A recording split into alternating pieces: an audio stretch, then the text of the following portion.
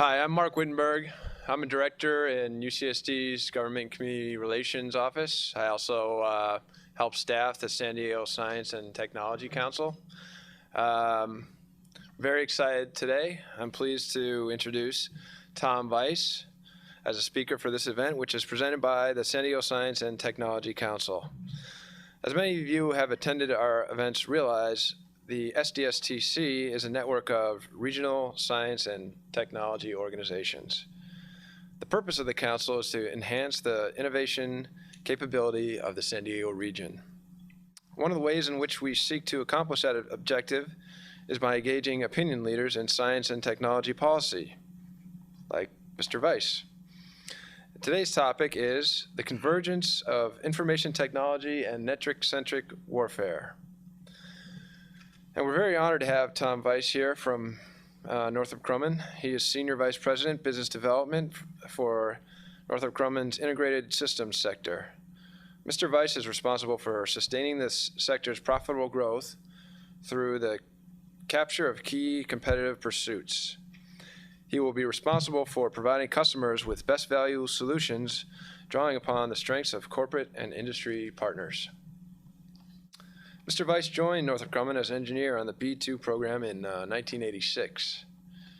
He later became the ACS Business Unit's Information Technology Manager and previously manager of the B-2 program operations and asset integration. He also served as manager of customer requirements and the B-2 Business Development Manager for the Multi-Stage Improvement Program. Mr. Vice attended the University of Southern California, where he obtained a Bachelor of Science degree in Aerospace Engineering. He has completed several advanced management programs, including the Advanced Program Management course at the Defense Systems Management College and the Corporate Strategy Management Program at MIT. Please welcome Mr. Tom Vice.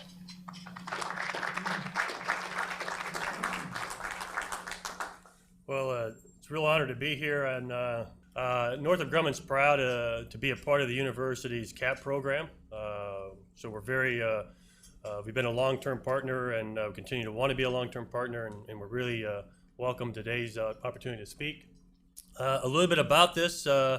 As we get in network-centric warfare, we have to have a little bit of background to understand, I think, a little bit about the challenges this nation faces in posturing for defense, making sure that, again, our warfighters have the very, very best as we send them into harm's way. We need to talk a little bit about that, reflect a little bit about the internet and information technology, because I think that things are coming together in a way that's unique.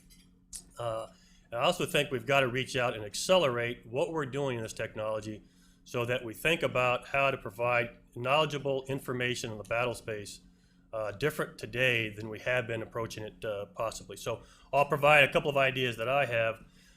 Also, I'd like to make sure this is interactive.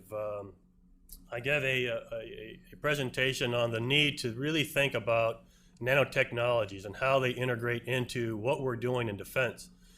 And there were 4 or 5 PhDs in nanotechnologies in the room. So I approached this stuff from a practitioner, not of one that has spent a lifetime with 30 years of education and schooling in the background. But I think I bring some unique thoughts about how to really incorporate these ideas into warfare. So for those of you in the room that are true experts in whether it's TCP, network technology, or any of the other kinds of things, please, this is collaborative, and I look forward to the discussion. But I'll give a few ideas that I have, and then we'll see where it goes from there.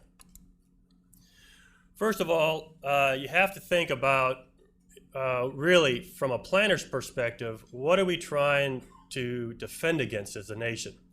And we all have a part to play into this thing.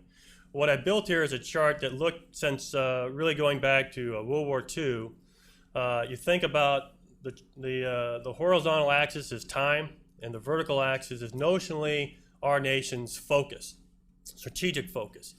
And you see, going back to 1945, a lot of our time was spent on the Soviet Union, really a lot of technology, both military and industry, focused on that, and largely kept focused on that until we saw the fall of the Soviet Union. Meanwhile, we did spend a lot of time thinking about the regional players, but mostly as a way to sort of contain communism in one way or another. And then there was an event that struck us by surprise almost as we looked at what happened in 9/11. Each of these scenarios brings with it a different set of technologies and a different set of focuses and a different set of ways to operate warfare that we have to think about as we think about what does network-centric warfare mean. One interesting thing here that I'd like to point out, that 9/11 should not have been a surprise, and this is a current theme you'll hear from me. The nation is surprised more often than it should. I was speaking with one gentleman and I brought up October 1957. Again, surprised. So how do we get ahead of this? What should we have seen differently? Well, we should have seen the growth of terrorism as a way that we would have to operate against and how we had to be effective against in the future. If you think about 1978, the Soviets captured Afghanistan. 1979 through 1989, there was a number of conflicts taking place, and it became a hotbed for Islamic fundamentalists, extremists, and a new thing, which we all know now as a jihad, focused on getting the Soviet Union out of Afghanistan. In 1980, a 22-year-old showed up on the scene. His name was Osama bin Laden. First time he had showed up in Afghanistan at the young age. A lot of things that he brought to it was a structure and a discipline of how to execute a terrorism network, planning, publicity, financial, intelligence. And at the time, if you remember, the world was ripe for him to grow because Saudi Arabia and the United States were pumping billions of dollars into also getting the Soviets out of Afghanistan. At the end, in 1998,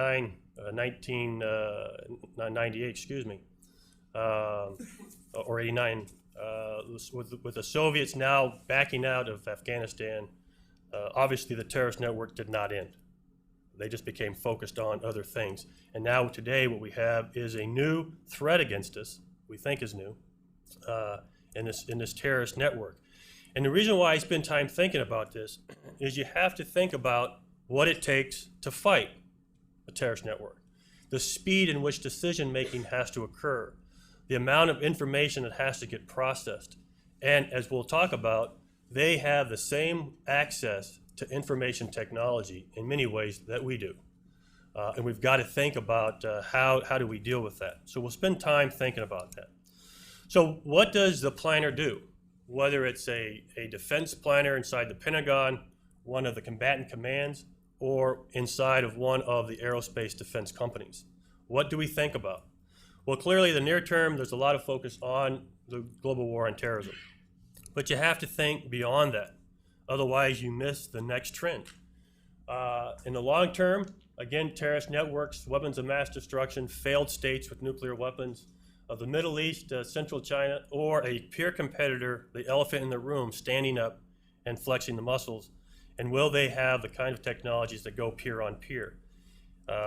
If you think about the next 20 years, what will it bring? And think about that question from the standpoint of, if you went 20 years back, could you predict today? And so what does that mean? Clearly the way to look at this and the way the Department of Defense looks at it, if you look at these threats, they come in a variety of different perspectives. One is the traditional, which is state on state, tank on tank, airplane on airplane, carrier on carrier. Irregular threats like terrorism, catastrophic threats, which is, if you think about one area there, it's 9/11. It could also be catastrophic in the way of a tsunami or even Hurricane Katrina, and how the DoD would face being able to help in those things. But most of the thing we focus on is the big catastrophic events and how do you prevent them, or how do you at least get ready for them. And then disruptive technologies. Again, this is where I see nanotechnologies, biogenetics, information technology as being true disruptors. If you think about our force today, what would an adversary have to develop to make that force irrelevant? And you could come up with a few things. So the question really is, can you disrupt their ability to develop those technologies? And we'll talk some about that. So again, this is laying the groundwork of anytime you want to talk about network-centric warfare, you have to understand the dynamics of which you have to plan for. Otherwise, it just becomes an academic exercise in TCIP for the Defense Department. If you also think about, well, which one of those scenarios have played out over the last couple of decades? I think I could clearly debate they've all played out in one way or another. We have operated all 4 areas of the quadrant in one way or another, really over the last 40 or 50 years. The catastrophic one with a rogue nuke, for example, is just an area where if you think about how hard would that be, my opinion is it's not that hard, and you have to think about how you would defend against it. And I spent a whole lecture series on what I think it would take for somebody to build a small uranium-based gun-type device. It ain't all that hard. But that's not the purpose of today, so I'll leave it as the fact that these catastrophic events you have to think about. So going into the next subject is, again, as background, you think about, so what does the military really use today to be able to sense what the enemy is doing, and how do they do that? And I'll spend a few minutes on that. Clearly, intelligence, surveillance, and reconnaissance assets is the way that the Department of Defense and our combatant commanders really use the ability of the military today to see, to seek, and to hold at harm's way what we think the adversary is up to. There's another part of this which is the striking piece, but I want to spend time on ISR because there's lots of assets. Whether it's a Predator B, whether it's a Global Hawk, whether it's a space-based asset, whether it's rivet joints, all the kinds of things that the country has developed over the years. The question is, how do you start to think about linking and fusing this information in real time on the battlefield? You also have to think about the adversary is pretty smart. Whether it's terrorist networks or whether it's peer competitors, and you have to think about operating in an area where they constantly want to deceive and deny and provide a series of deception tools. And you have to make sure that your fusing engines and your algorithms and your software account for those and be able to treat them as non-events so you don't have false alarms.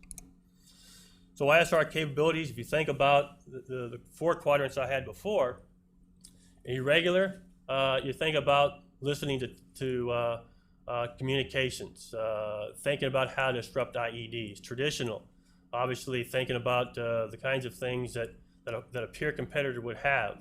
Catastrophic, again, being able to identify sites quickly enough so that you actually get to prevent their utilization. And disruptive technologies, think about really how to do some things in this field that enables us to always stay ahead of any kind of technology that's going to be used against us in the future.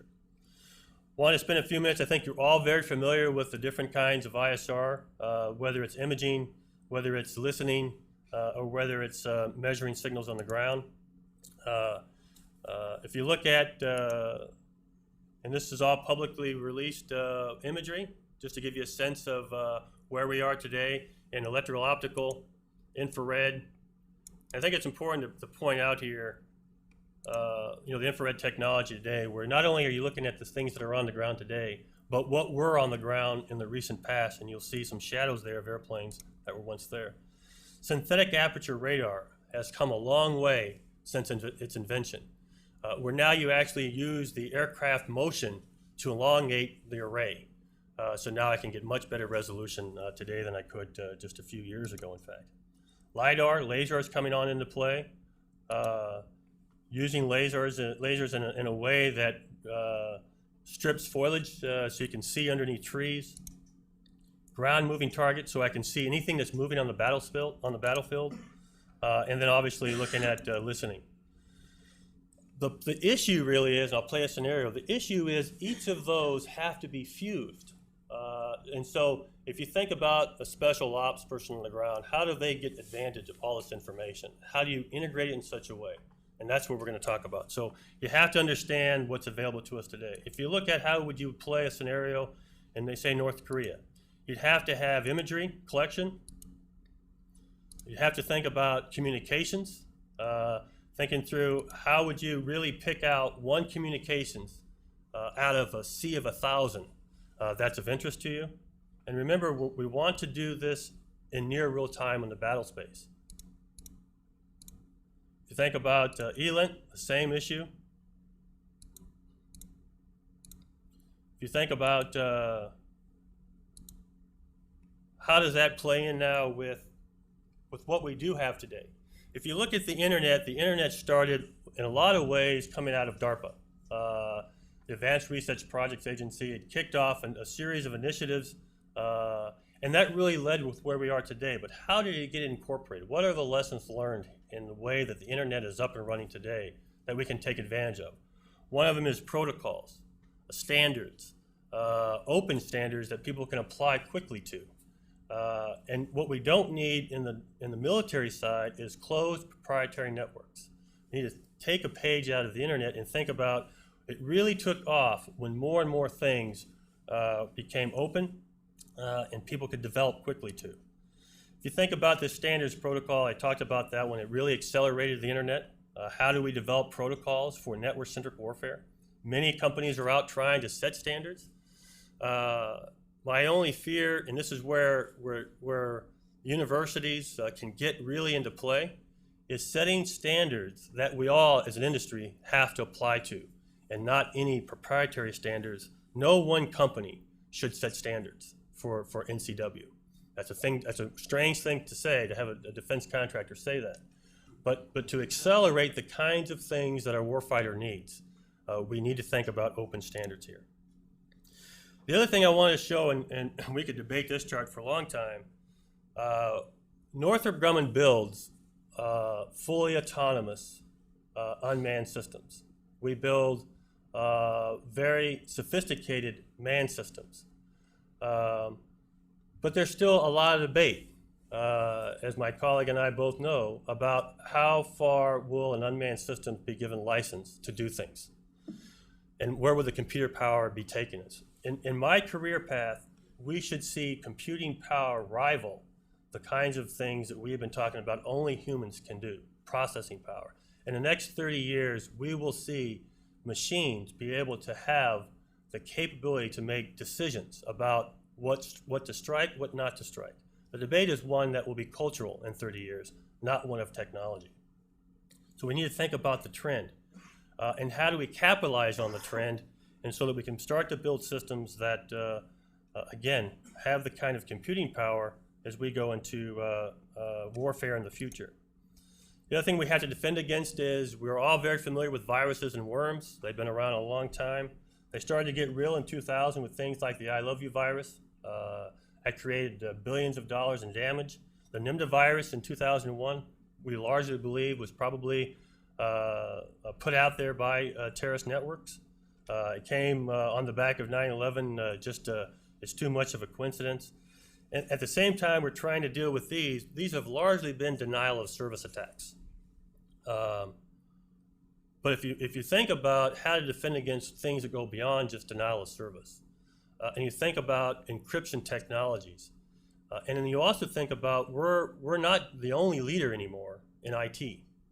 If you really think about where some of these companies are going across the globe, they will be able to develop technologies in this way, in this area of IT, both in encryption, forward error correction, as well as viruses and worms that move beyond just clear denial of service. And you have to think about that because, in my opinion, this is the next frontier of warfare, is the battle in the net. And how do you keep the net from being infiltrated? You have to really think about that. If you think about, so if you wrap all that together, what is network-centric warfare? The easiest definition is, we're trying to put warfare operations that are enabled by information superiority, trying to network sensors, decision makers, and shooters in a way that provides an ability for shared awareness on the battlefield. Well, what do you mean by network sensors? If you think about a B-2 bomber, or a Predator, or a Global Hawk, or a U-2, In my opinion, they are nothing more than nodes on the network. Some of them are strike nodes, some of them are intelligence nodes. And the issue is, how do you fuse the data? That's what network-centric warfare is trying to do. What network-centric warfare is not, is it's not a comms architecture. That's a failure, I think, that many people have. It's also, it's not trying to take the OSI model or the TCP model of the internet and just make it DoDized. It's really, we think differently about what happens on the net. It's how do you move data around, and clearly that's you have to have comms to do that. You have to manage the data. You have to exploit the data. But in the Department of Defense and in the defense industry, we really think about it in such a way that at the end, I want to put enabling applications that run distributed on the net, so I can bring down intelligence from a variety of platforms, and I can fuse that data. I can find out what shooters are in theater, how much gas is in an F-18, what kind of weapons are on board, distance to the target, and I can make decisions in near real time without having hours or even days between finding something and holding it at risk. It's hard to do. If you think about the way we've been going after some of this, and I'll show a chart, we've been thinking about ubiquitous bandwidth as a way to solve this. Imagery coming off a Global Hawk today is on the order of about 120 megabytes per image. It is very difficult to think about how do I transmit that, even in the networks we know today. The length of time it would take to transmit from me to you 100 gigabytes worth of image in battle space, in wireless networks, over narrowband comm, it takes hours. Meanwhile, the person on the ground who needed the image, they're on to something else, or they didn't get the imagery in time, and they've been held as a target. So you think about what we don't have is ubiquitous bandwidth, but what we do have is ubiquitous storage. You think about it. What do you have today? On my home computer at home, I have a terabyte hard drive. Cost me $1,200. Today in a Global Hawk, there's 1.2 terabyte data server inside the Global Hawk. What does that allow you to do differently? And what happens when a terabyte is now in the palm of your hand? Think about the implications of that. I no longer have to transmit 120 megabytes to you, because all you really want to know is only a piece of the data stream. So I send over narrowband the catalog. You pick the image you want, and once you pick the exact location, I'll only send you that megabyte. And what allows me to do that now is storage. I store everything on the net instead of transmitting everything to you, and then you deciding of that 120 megabytes, what do you want?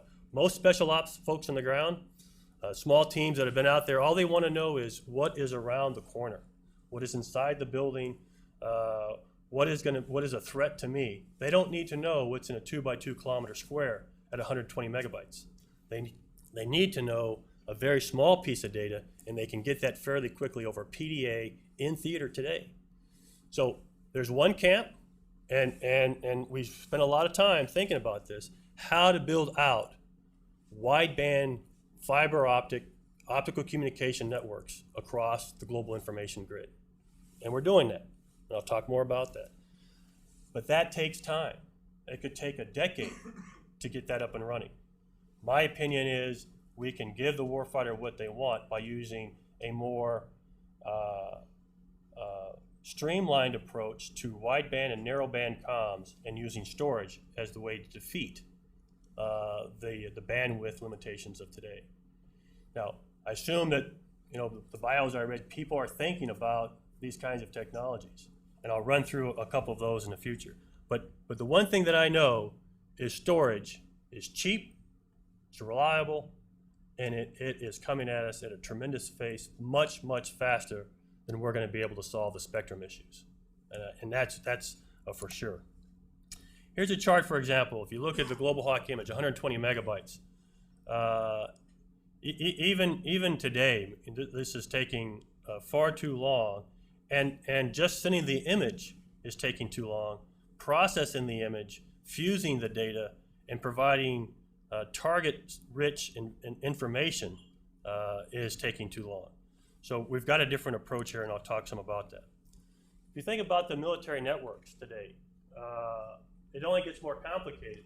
If you look at the maritime side, you look at the air and space side and the ground side, our task is to think about how to integrate that in such a way that it isn't just at the core level or at the AOC level, which is the Air Operations Center for operations, but you can actually now get the information to the small special group of people that are actually executing warfare. What you read about in the paper is small teams that are getting struck in Iraq today. IEDs taking out a small number of special ops or Army folks. What kind of information could they need, and how would you get it to them so that it's rich in knowledge and not just data? That's what this focuses on. But it's a complex picture. It isn't just about trying to think about, okay, I have in the internet today, I can link up my cell phone from anywhere on the global landmass to any mainframe today. I can access the internet. I can access all kinds of information. From my PDA or my BlackBerry, I can sit in a Starbucks and I can log into the network. I can sit at home and watch 400 digital channels for $50 a month. And by the way, I can record all of them through TiVo. The military can't do some of those things. So how do we enable them to do that? And this can't be a 12-year procurement process. So those are the things we're thinking about, and we've done some pretty interesting things, and I'll talk about. We're networking things today differently now, and we're thinking about them a little different. Business applications, web services, architectures. We're putting them in robust layers. We're thinking through all the different databases the military has and how to start to link some of those things, which is important because there are things that each of the services has that when you fuse together gives you a better, richer perspective of the battlefield. Now, if you think about, here's a couple of scenarios now how to sort of put the final wrapper on this. What does it all mean? Because up till now it's been about technology, it's been really about thinking through fusion engines, data engines. Now how do we put some perspective on here? If you even go back to the Blitzkrieg, which I think is a great example from a warfighter's perspective, a good example. How were the Germans able to defeat the British and French forces in the Battle of France? The British and the French had far superior tanks, better aircraft. How was the Germans able to do some of the things they did very quickly? It's by linking what they had. They took the tanks they had, which were not as superior. They brought in air, they linked it to air power, and they started to link in the radio. So they always knew where the enemy was, and they were able to very quickly seize on the gaps in the French and British forces. And we all know the outcome of that story. They were fairly successful in that campaign. If you look at the network soldier, how did we make that happen? We could have spent a decade, again, trying to think of a procurement that networks the soldier. But what we did was think differently about the utilization of technologies we had. If you think about, we first started GPS systems in the 1960s, thinking about global positioning systems. We capitalized that and a decade to follow. We put laser range finders in the field. We put GPS-aided weapons on B-2s, which when I had advanced programs, and we first did that many years ago with a drop of 16 weapons off the aircraft. All these things started to come together. And so if you think about a couple of examples that happen in theater, these special ops, single soldiers now can actually call in an airstrike, range find a target, call up to aircraft in theater, transfer coordinates, and have GPS-aided weapons drop on top of an adversary. That's just one example of how we're able to do things very quickly. In theater, many examples of how Joint Stars and Global Hawk were used collectively to find targets, whether it's in sand, whether it's on the move at night, whether it's tanks buried, trying to be buried under the sand. And these network soldiers today have a very easy way to, one, know that there's a tank battalion, an enemy tank battalion that's an aggressor squadron. They're able to find it through imagery on their PDA. They're able to target those, and they're able to call in airstrikes, all as a network. That's much different if you think about how things were done in Vietnam, how things were done in Korea, and how things were done in the first Gulf War. From even today, I mean, things are accelerating rapidly. One of the challenges, however, is trying to think through how this network becomes as stable as the dial tone. And I threw this up here just something for us to think about. You get one of these small teams in theater, and they're having an issue where, for example, this guy is talking about, how do I get a UAV feed? I'm in battle, where's my imagery? Because they become used to it. What we don't need is the typical, well, let's stand by, can you click on internet options, go to LAN settings, that can't happen. We're used to that, right? We have a problem in our computer today and we're not getting what we need. We call the help desk, and although we get frustrated, our life isn't on the line, right? It's not a matter of life and death, even though we tend to think it is. These folks, it really is. So the network has to be very robust. It has to be on all of the time. It can't be intermittent. So we're thinking about technologies that do that. One of the other technologies, and I assume there's better experts in the room than I, TCP is a very robust technology from the standpoint of the transport interconnect protocols that it has. One of the problems with TCP is it immediately starts to drop in its bandwidth utilization when you put noise on the network. It will go from 90% bandwidth utilization to 50 almost immediately because of the packet resend that it has to do. And so if I'm operating on a bandwidth today, let's call it a megabit per second, and I'm using TCP, I'm really probably only operating at half that at any one given time. And it doesn't take much where I'm down at 20%. So before, let's say, how to go from 1 megabit per second to 100, let's try to figure out how to use 95% of the one, right, which is we have in theater today. So we have teamed with a couple of companies that have some very interesting technologies that do forward air correction.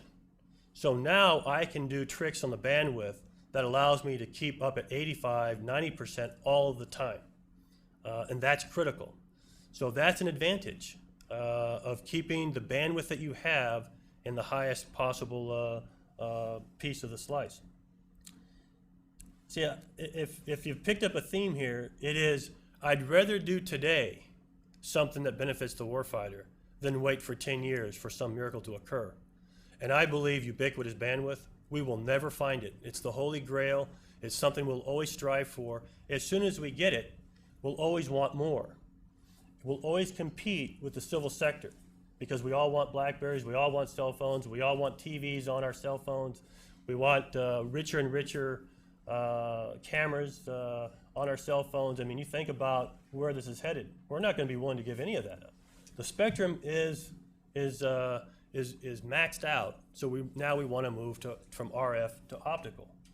There's another billion-dollar program that wants to do that. Meanwhile, warfighters today can be taking advantage of what we can do. That's where my head is at.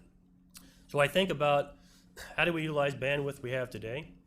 How do we use other disruptive technologies to take the load off of bandwidth, like storage?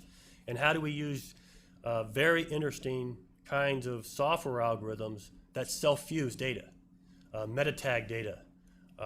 Think about how do we actually timestamp, put the relevancy on a piece of data so that it can be fused easier.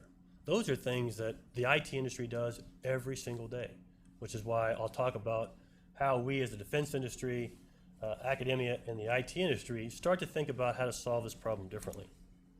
You think about this networked soldier in the future, things are going to move at a far faster pace. There's going to be both unmanned and manned systems that are making decisions in the future.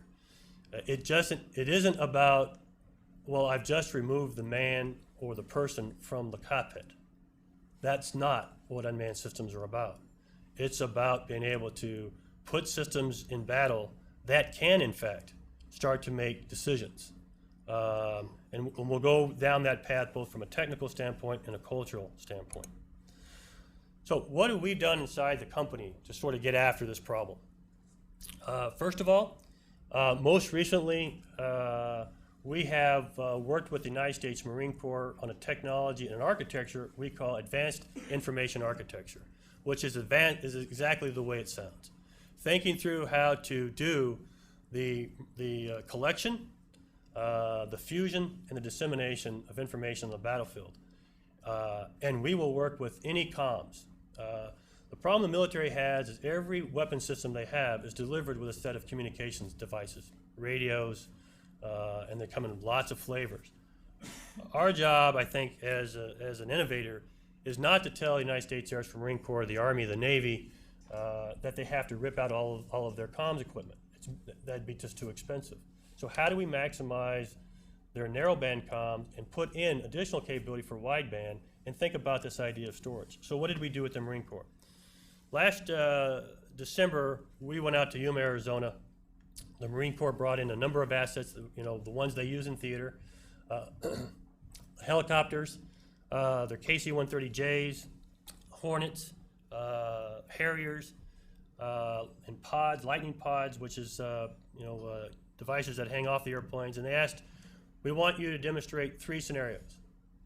One is we have a special ops team in a Humvee, and we want you to show how moving imagery, you can move it around the battlefield in real time. And so that a Humvee will always be aware of any IED event. How do you bring imagery around the battlefield? How do you always constantly update the systems on the net so everybody on the net knows what everybody knows on the net? And everything doesn't have to come back to a command center, and there's a central repository and a command structure that says you can only go to the next step once everybody in the back of the line knows. So we demonstrated that over 3 days, very successful. Marine Corps has made a number of public releases on this, and it was all about the architecture I just laid out. It was all about how do I move things around, how do I use storage, and how do I use an architecture and a set of software that allows me to do things very fast in theater. We're talking about people in the Humvee making decisions in real time about what to strike and what not to strike. Even to the point where we took a page right out of John Madden's Monday Night Football, which on the PDA itself, you can actually circle what you want somebody to strike, and that's over the net. So everybody sees what you circled. So not only do I get mensurated targets, or coordinates, but now I can actually see it was the blue car, not the black car, and they're sitting right next to each other. Now, one would say, well, wait a minute, you can wait to the gig to do that. You can wait to ubiquitous bandwidth to do that. You can wait till you get all the infrastructure in place, or I can use the radios you have, put in a small, wideband network, and I can do it today. That's what it's all about. We've also done many of these things with other services. We've done it with the United States Navy. We're working on doing it with the Army, and clearly the Air Force was the lead sponsor, and we've done it on a number of things there. The other tool set you have to have here is visualization and simulation tools, so that you can work out the kinks of these technologies before you deploy them into theater. So we have a very robust modeling and simulations tool inside Northrop Grumman, and we've linked it with many of our industry partners. We call it CWIN, which stands for Cyber Warfare Integration Network. But it is a robust set of tools where we can play out many of these scenarios. And believe me, this is hard. And we find lots of failures. There's nothing, I'm not going to kid you, this is not where we throw something up, it's perfect day one. There are many lessons learned here about what works, what doesn't work.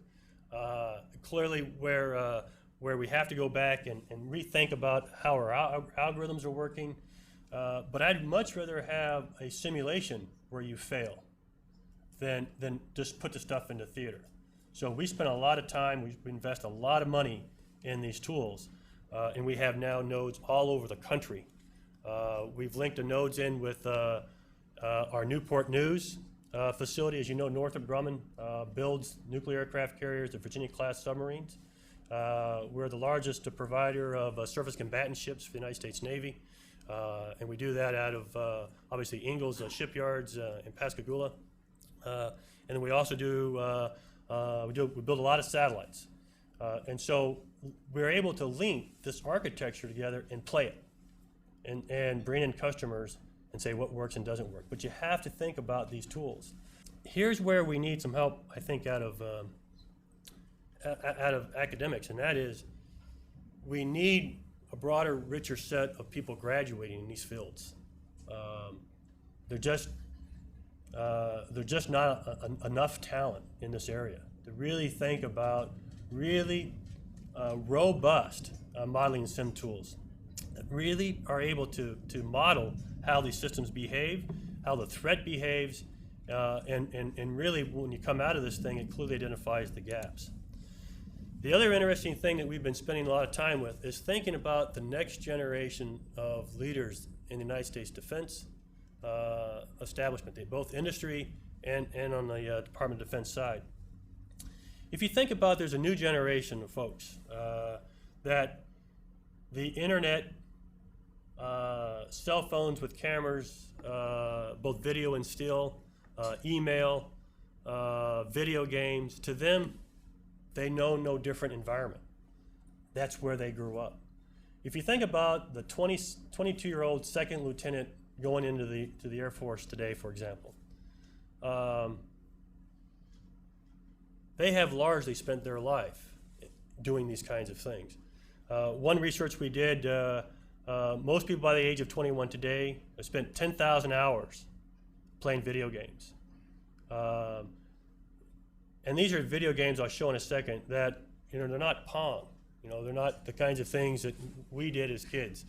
These are deep immersion 3D graphics games at high speed that are causing, in my opinion, for them to develop skill sets in thinking 3D all the time that we have never had. And how do you capitalize on that? I spend time thinking about. 200,000 emails and instant messages. I mean, they're constantly, the cell phone and their PDA, they are constantly connected 24/7. If you watch your kid today, I have a 12-year-old who constantly, to them it is the way of life, and they are connected all of the time. If you think about 10,000 hours talking on cell phones, these are digital cell phones, and to them ubiquitous imagery. Who lived without it, right? They're passing images all over the world. All right, if a kid today wants to know what downtown Tokyo looks like today, there's an image being flown somewhere, and they're getting it. I watch my kids and the way that they actually are connected through this thing. So you think about that. When this 22-year-old lieutenant becomes a 4-star general in the United States Air Force, he will look back at network-centric warfare as just a way that we look at the development of the jet engine. Right? We look back and say that was a turning event in warfare, the jet engine. This 4-star general from years from now, this is just going to be a bump in the road. This will be how they operate. They will force this from their leadership because that's what they expect. So how do we capitalize on these things today? We are trying to think through how to hire these kinds of people. Video games. Both as a parent, sometimes we're concerned. As a technologist and an innovator, I think it's an unbelievable opportunity. We work with a lot of different universities, and as you know, I'm a graduate of USC, so I'll be a bit myopic for a second. But we're starting to see universities have degree programs, and they don't call it video games, they call it media immersion. Make it sound better, I guess. But it is about advancing this idea of video game technologies. It's a big industry. If you look at one of the most successful games on the net today, it is the U.S. Army game. They have millions of people who log in and play the game. And we have now AIA being shown inside these video games. But more importantly, again, and I'll foot stomp this, I believe that there are things that young kids are learning in the way they process data, the speed by which they process data because of video immersion tools that I want to take advantage of in the way that they are able to field, develop, and operate future warfare systems. Because to them, in the future, unmanned and manned, fast movement of data, immersion of data, fusion of data to them will be much easier for them to contemplate than we are having today. We're struggling with what does this mean. These folks do not struggle with this. And so we're trying to hire a number of people out of this, this field to bring them in. Northrop Grumman is actually developing video games and to put inside of how do you bring this individualization in warfare fighting. We're teaming with new partners. Obviously, I'll say Northrop Grumman is smart enough to know we're not smart enough. And so we team with other kind of companies that bring a lot of technology and innovation. So I've been to all of these companies up here. We've had success, lots of success with some, less with others, about how do we team with their technology. And the area that we don't have success, we keep working at because it's a difference in business models. It's not a difference in what's right for the country, so to speak. I mean, I would like to have the keys of the kingdom on the best search engine technology. But that's not their business model to hand out, their proprietary software. But if you think about Northrop Grumman will not develop the next generation of search engine technologies. But you sure want that search engine capability in the net. So how do we team with companies who do this already? How do you team with companies that already do data mining and search engine technology? If you think about these databases I talked about, and you think a terabyte in 1 square inch, there are going to be multiple mega terabyte data servers on the net. How do you search them in milliseconds for the data you're looking for? Who's developing that technology? It isn't us. I do not believe it's the defense industry. I do believe it's Microsoft Research Center, it's Lucent Labs, Bell Labs, it's Cisco's. So how do we reach in and grab that and form a relationship in such a way that makes the business models work? This is an interesting one. It's just a chart, and we could overlook the deepness of it. But there is a merging of IT and defense. And I go back to the theme that I started with, and that was, if we develop it on our own, we will take decades. If we team with the very best and brightest of information technologies and universities, we can do it far faster. Now, what's driving the need? What drives the need? It's because all of this is commercial. The billions of dollars each of these companies, and you folks know as well as I do what these companies spend on R&D, but any one of them spends billions in R&D, and it's commercial. Microsoft has a research center where?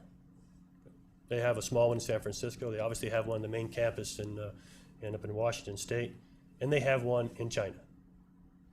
If you think about search engine technologies and what Google is doing, where are they headed? Where are the markets? So if you think about, now we go back to the Defense Planner Challenge, and you think about, how do I do things faster than my adversary? How do I'm able to link this information?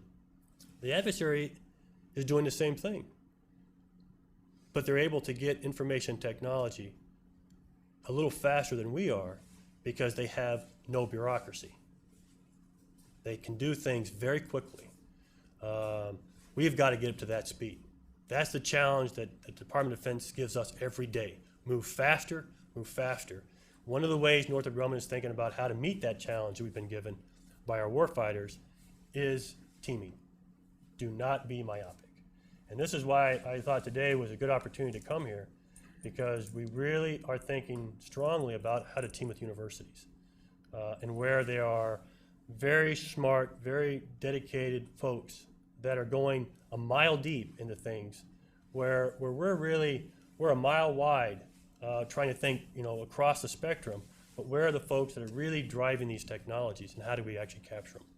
So that's one of the themes that I put in this presentation, was partnering with the IT industry and partnering with universities is the way that we're going to speed the development of network-centric warfare.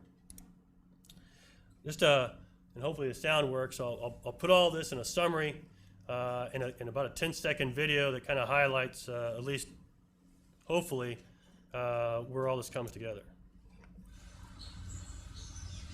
Information transmitted to all the right people.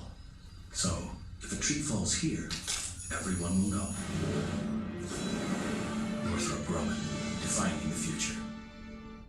I couldn't help but showing a little marketing video. The reality is, there's a lot of hard work to make that happen.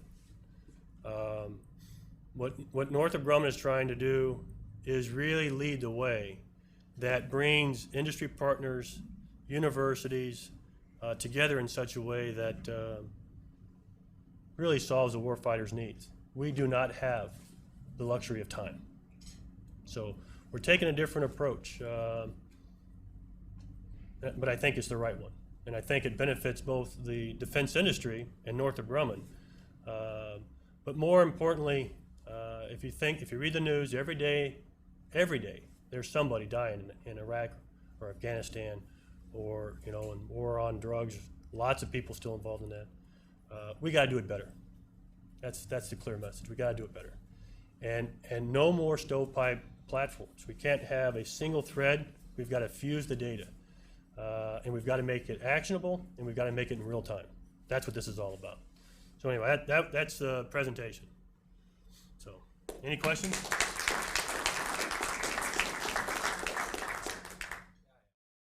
The question was, are we working with command centers to evaluate the information before we disseminate it? That's right. We clearly are. In the Agile Line demonstration I talked about with the United States Marine Corps, we actually erected in the middle of the desert a command center. And the command center is just that. I mean, it's still getting all of the data, still making richness of decisions.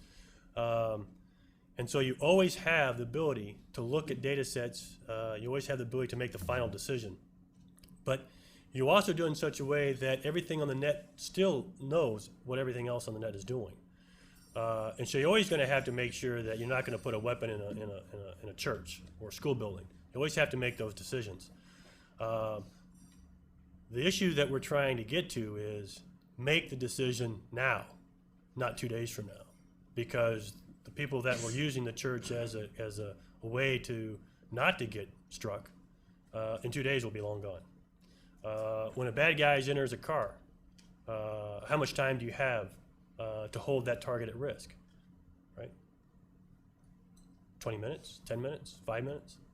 So it's the speed by which we're trying to drive good decision making, not trying to drive bad decisions quicker. And so the command center is still obviously the center point of that, and that's where decisions are still ultimately made.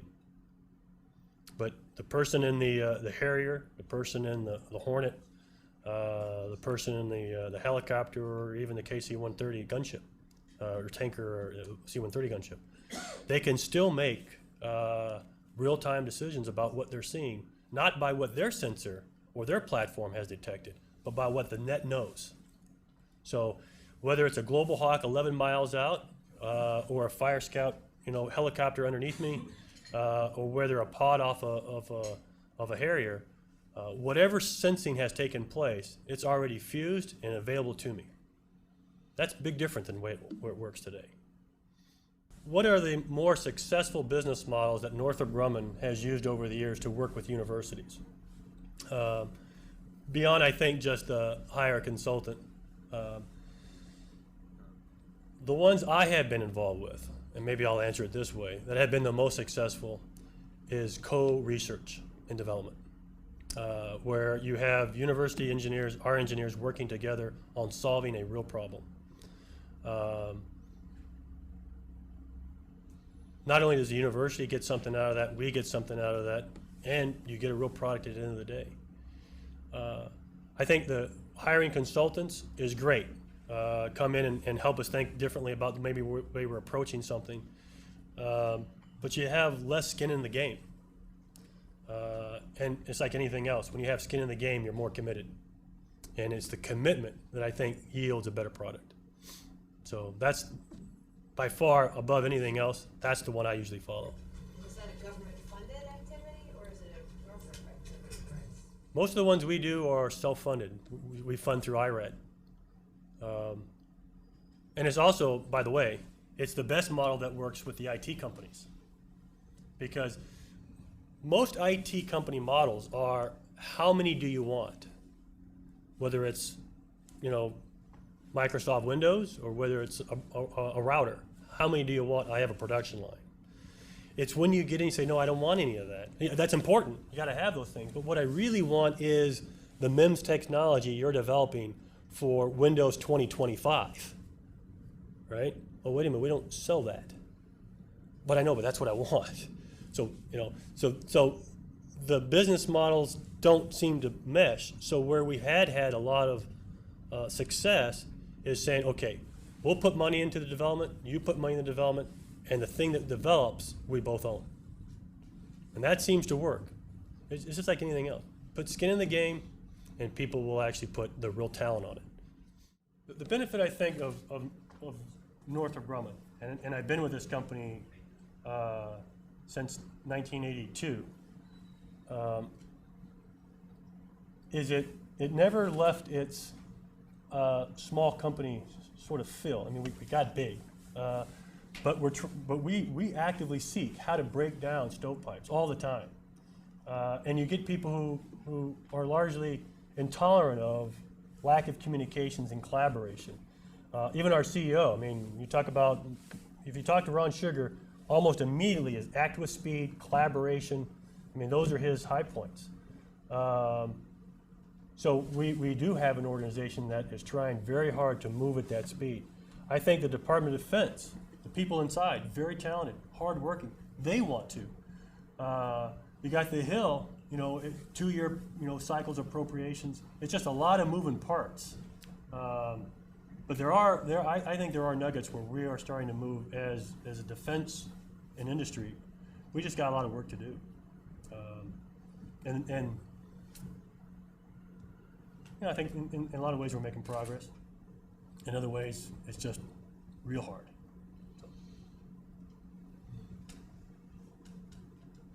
Well, there's no more questions. I really appreciate the day. Hope you had a good time here. And again, if you can think about, from a university perspective, how do we integrate better? We want to know. At the end of the day, if you just think about, there's a lot of young men and women in harm's way. Let's figure out how to do the right thing by them.